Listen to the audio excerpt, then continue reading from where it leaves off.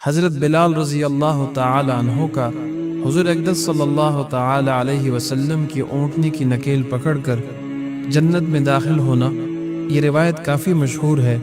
काफ़ी दफ़ा आपने भी सुनी होगी, कई लोगों से सुनी होगी।